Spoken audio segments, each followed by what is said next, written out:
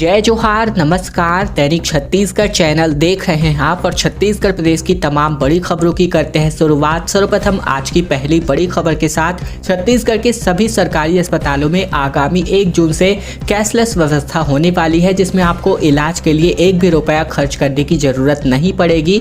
छत्तीसगढ़ के सभी शासकीय अस्पतालों में आगामी 1 जून से कैशलेस व्यवस्था का प्रारंभ होने वाला है, जिसको लेकर स्वास्थ्य मंत्री टी.एस. सिंहदेव ने बताया कि मरीजों को इलाज, जांच एवं दवाओं के लिए एक भी रुपया नहीं देना होगा।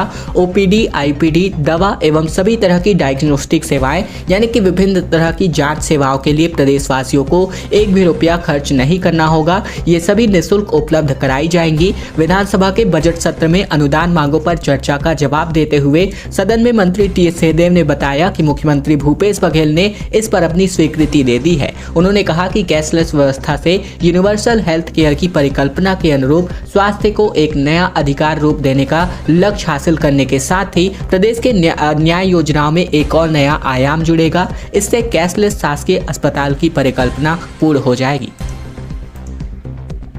छत्तीसगढ़ में मुख्यमंत्री वृक्ष संपदा योजना की शुरुआत हो चुकी है। छत्तीसगढ़ के मुख्यमंत्री भूपेश बघेल ने बीते दिन विश्व वानिकी दिवस के अवसर पर राज्य के सभी 33 जिलों के 42 स्थानों पर मुख्यमंत्री वृक्ष संपदा योजना की शुरुआत की।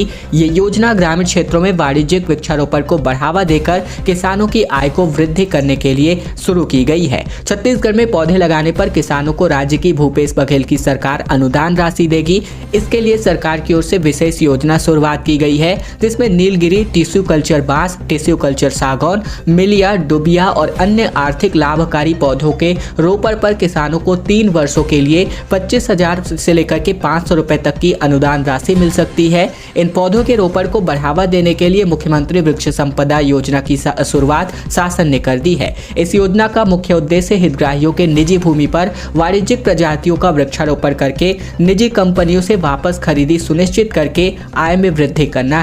इस योजना के तहत हितग्राही को 5 एकड़ तक की भूमि पर अधिकतम 5,000 जो पौधे रोपण कर सकते हैं, तो 100% का अनुदान किसानों को मिलने वाला है। यदि कोई 5 एकड़ से अधिक भूमि पर वृक्षारोपण करता है तो उसे 50% का अनुदान राज्य शासन की ओर से दिया जाएगा। एक बार फिर से साइंस कॉलेज की परीक्षाएं रद्द करी जा चुकी है, जिसको लेकर छात्रों में गुस्से का माहौल है।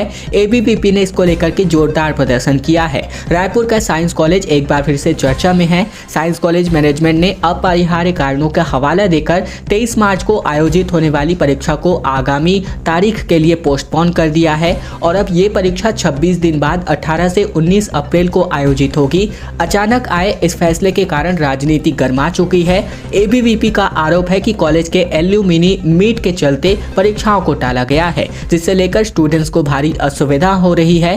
दरअसल साइंस कॉलेज में 23 मार्च को बीसीए और बीएससी सेकेंड ईयर और थर्ड ईयर की परीक्षाएं होनी थी, जिसको लेकर परीक्षा के 3 दिन पहले ही 20 मार्च को साइंस कॉलेज प्रशासन ने एक आदेश जारी किया, जिसमें कहा गया कि इन परीक्षाओं को अपरिहार्य कारणों की वजह से स्थगित किया जाता है। इसी के साथ ही आदेश में उस परीक्षा का आयोजन 18 से 19 अप्रैल का दिन तय किया गया, जिसको लेकर अब कॉलेज में जो यहाँ पर प्रदर्शन का माहौल है निर्मित होता नजर आ रहा है।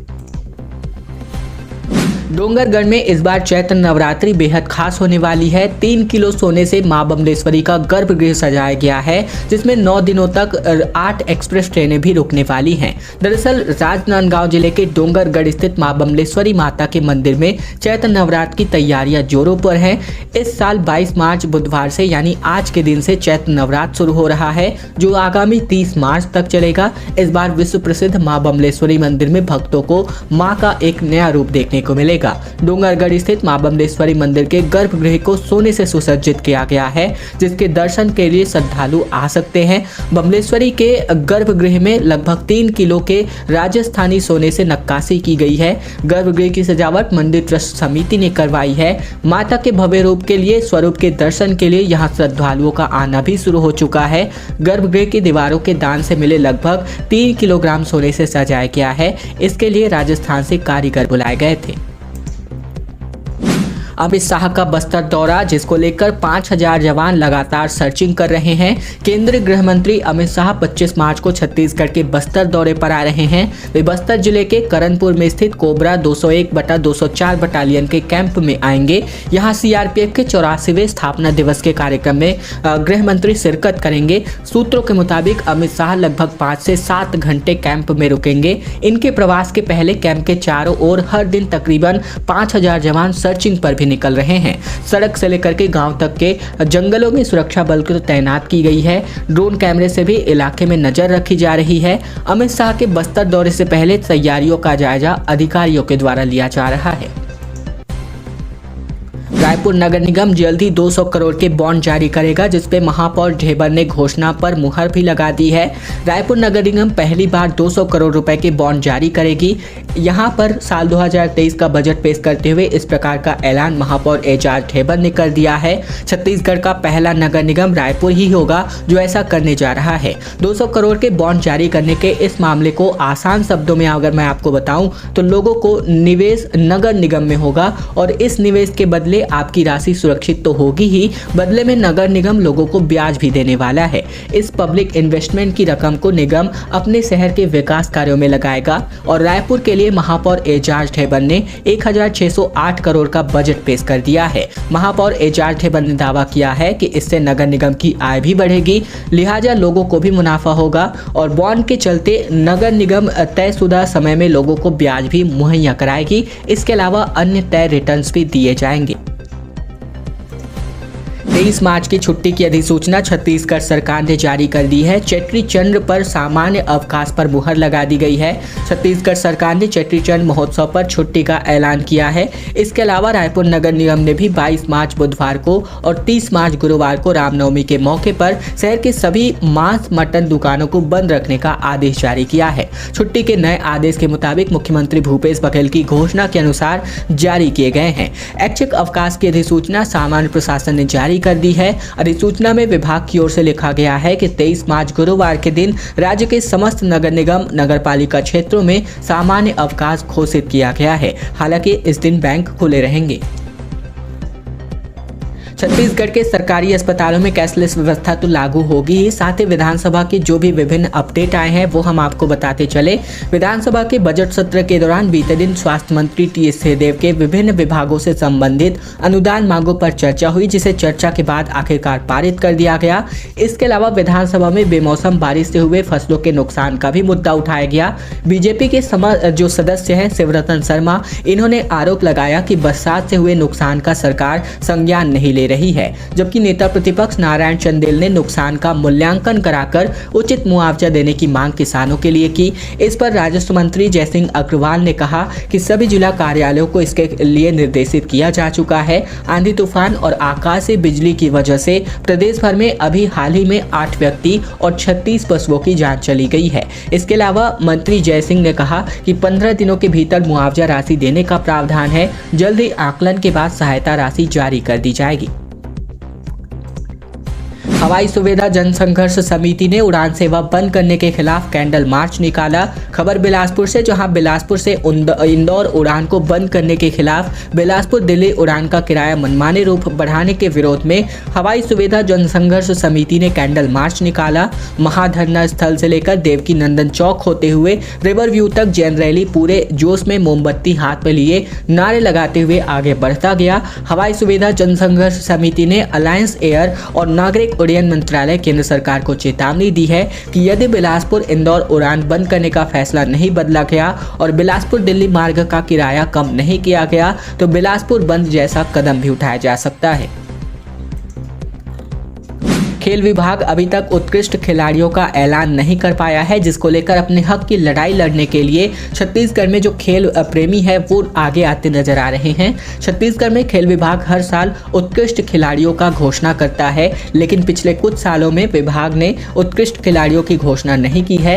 ऐसे में नाराज खिलाड़ियों ने बीते दिन खेल संचालक के दफ्तर का घेराव कर जमकर नारेबाजी की। रायपुर के साइंस कॉलेज मैदान स्थित खेल संचालक के दफ्तर के बाहर जुटे खिलाड़ियों ने जल्द उत्कृष्ट खिलाड़ियों की घोषणा और अलंकरण सम्मान की तारीख का ऐलान किए जाने की मांग की है। तख्ती, बैनर और पोस्टर लेकर यहां प्रदर्शन करने पहुंचे खिलाड़ियों का कहना है कि कई सालों से उत्कृष्ट खिलाड़ियों की घोषणा लंबित है, जिसका नुकसान उन्हें उठाना पड़ रहा है। दोस्तों, खबरों में आगे बढ़े इसके पहले अगर आप छत्तीसगढ़ के हैं, छत्तीसगढ़ की तमाम बड़ी खबरें ठीक इसी प्रकार रोजाना देखना चाहते हैं तो नीचे लाल कलर का सब्सक्राइब बटन दिया है, जिसे दबाकर चैनल को आपको सब्सक्राइब करना है ताकि प्रतिदिन की महत्वपूर्ण खबरें छत्तीसगढ़ समाचार हम आप तक रोजाना पहुंचा सके।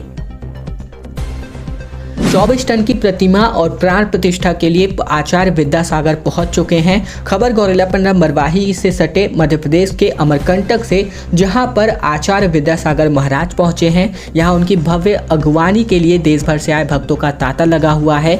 बहुप्रतीक्षित श्री मज्जिनेन्द्र प्राण प्रतिष्ठा पंच कल्याणक गजरत महामहोत्सव 25 मार्च से लेकर 2 अप्रैल 2023 तक संपन्न होगा। 25 मार्च से लेकर 2 अप्रैल तक अमरकंटक में होने वाले भगवान आदिनाथ की प्रतिमा की प्राण प्रतिष्ठा के लिए पंच कल्याणक गजरत महोत्सव की तैयारियां जोरों शोरों पर हैं।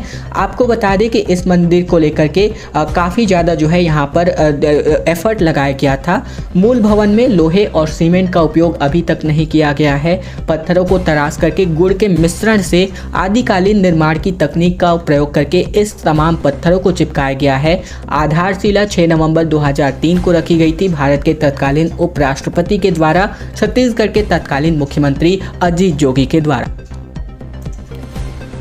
तमोर पिंगला से गांवों में घुस चुके हैं हाथी। 25 हाथियों का दल जम करके उत्पात मचा रहा है। झोपड़ियों को तोड़ा गया और सभी अनाज चट कर गए हाथी। खबर छत्तीसगढ़ के बलरामपुर जिले से, जहां हाथियों का दल जमकर उत्पात मचाता नजर आ रहा है। जंगल के किनारे बने झोपड़ी को तहस नहस किया गया। ये पूरा मामला वाड्रफनगर वन परिक्षेत्र के कोटराही बसरिया पारा का है, जहां पर मिली जानकारी के मुताबिक तमोर पिंगला से आए हाथियों के दल ने कोटराही बसरिया पारा में जमकर उत्पात मचाया।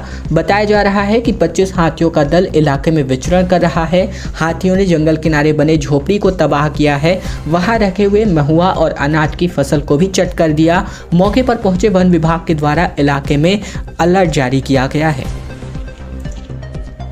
11 करोड़ रुपए की लागत से शिवनाथ रिवर फ्रंट निर्माण होने वाला है, जिसको लेकर दुर्ग के ढगड़ा बांध के अलावा आब एक और पिकनिक स्पॉट बनने वाला है। यहां शिवनाथ नदी के किनारे 11 करोड़ की लागत से रिवर फ्रंट बनाया जाएगा। इसके लिए शिवनाथ नदी के बगल से कामधेनु विश्वविद्यालय के किनारे वाली पिचिंग के आसपास जगह देखी गई है। दुर्ग कलेक्टर पुष्पेंद्र मीणा लोकेशन का निरीक्षण कर रहे हैं। रिवर फ्रंट का ड्राइंग डिजाइन लेकर कलेक्टर और उनकी मातहत अधिकारियों की टीम बीते दिन शाम को शिवनाथ नदी के तट के किनारे पहुंची। इस दौरान कलेक्टर ने रिवर फ्रंट की एंट्री के संबंध में निगम अमले और राजस्व अमले से चर्चा की। उन्होंने कहा कि रिवर फ्रंट के किनारे पिचिंग की साथ वाली जमीन को लेकर विकसित करते हुए रिवर फ्रंट बनाया जाएगा। राहुल गांधी एक मंदबुद्धि बच्चा है, ये तमाम बातें रायपुर में साध्वी प्राची ने कहा। प्राची ने कहा कि दूसरे धर्म में श्राद्धि करने वाले पछताते हैं, हिंदू संस्कारों से लव जिहाद रुकेगा। दरअसल साध्वी प्राची ने कहा कि देश में बढ़ रहे लव जिहाद को हिंदू संस्कारों और संस्कृति से ही रोका जा सकता है। यही नहीं, उन्होंने कांग्रेस नेता राहुल गांधी को भी मंदबुद्धि बता दिया। अपने बयानों की वजह से अक्सर चर्चा में रहने वाली साध्वी प्राची रायपुर पहुंची हुई हैं और उन्होंने राजधानी रायपुर में हुई धर्मसभा में हिस्सा भी लिया है। इसके अलावा बात करें तो धर्म सभा के लिए छत्तीसगढ़ को चुने जाने की बात पर उन्होंने कहा कि ये भगवान राम का ननिहाल है, छत्तीसगढ़िया सबले बढ़िया, इसीलिए इसी धरती से हिंदू राष्ट्र के अभियान का उद्घोष हो रहा है। ये संवैधानिक रूप से जल्द घोषित होगा, हमारा संविधान में हमारा विश्वास है।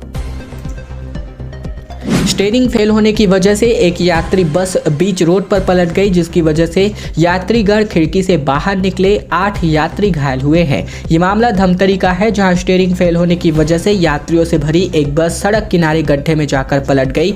बता दें कि इस दुर्घटना में 8 यात्री घायल हुए हैं। वहीं तत्काल रूप से घायलों को उपचार करने के लिए एम्बुलेंस से अस्पताल पहुंचाया गया, जहां इनका इलाज जारी है। घटना के बाद पुलिस मौके पर पहुंचकर क्रेन के माध्यम से बस को उठाया गया। इसके बाद वाहनों की इस मार्ग पर आवाजाही कार्यवाही शुरू हो चुकी। अर्जुनी पुलिस से मिली जानकारी के मुताबिक दोपहर ऋतुराज ट्रेवल्स की बस जो है नगर पंचायत भखारा से यात्री भर करके धमतरी की ओर आ रहे थे। तभी ग्राम पंचायत अर्जुनी के पास बस का स्टीयरिंग अचानक फेल हो गया, जिसकी वजह से ये बस बीच रोड में ही पलट गई।